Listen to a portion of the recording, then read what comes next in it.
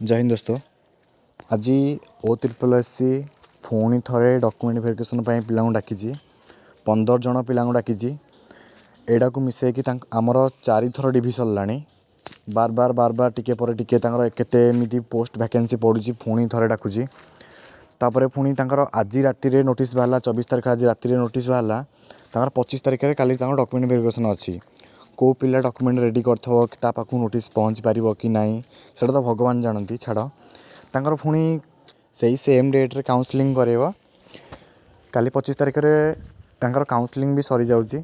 आज जो पिलांकर document verification थी आज काउंसलिंग सरिकी जस्ट यही 1 आवर आगु से घर को फेरी लेट कराऊँगी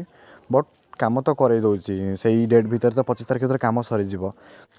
कौन तापर भी अक्टोबर मसरे OSSC जमी कहते आमको बार बार यही मस सारा आम 3 थर अलरेडी जा सारूँ से बार बार सब बेले कहूँ नहीं तुम अक्टोबर मंथ रे तुम फाइनल जॉइनिंग आसीज कौन से पॉसिबल कि से तो लगुच समस्ते तो जाच ना से पॉसिबल तो केवे भी नुहे कारण 25 तारीख सरी जाऊँगी तापर 26 तारीख आम संडे पड़ जाऊँगी जदि से 27 तारीख मंडे रू कम स्टार्ट कर भी तो टाइम लगे ना तापर भी पिला आम डिसाइड करूँ कि नहीं 28 तारीख दिन जावा आम प्रेसर न पकड़े कि हेनी आम आगुरी जाऊँ पचारिक आसपे ना आमर डॉक्यूमेंट केबे हम डॉक्यूमेंट वेरिफिकेशन केबे हम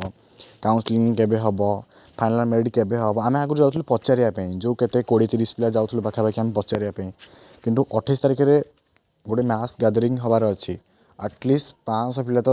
से बसबार अच्छी से बसले तो तुम कथा OSSC किसी गोटे शुणव बास एति मोर इनफर्मेशन पुणी थे 15 जन पिला जो से डाकाही डिवी भाई आम सीना टेंशन होचे ओरीडी होचे ना आमर केबे बाहर थे भाविल से पाखु नोटिस आसतब कि कौन ना से डॉक्यूमेंट वेरिफिकेशन डाकी से काउंसलिंग अच्छी से केते सारा खुशी जाते आम सीना आज ओरीडी हो ना आमर सब सरी आम घरे बसचु आमर केबे दब ए वीक आर वीक एमती खेल OSSC देखा आ मो पाखे तो किसी भी ऑप्शन ही ना आम तो 28 तारीख डिसाइड कर ना स्ट्राइक करके आम डिमांड आम रखा जो मैंने नुआ मो चैनल को आसिक मो वीडियो देखुं प्लीज़ से मैंने सब्सक्राइब कर दिंतु लाइक कर दिंतु थैंक यू।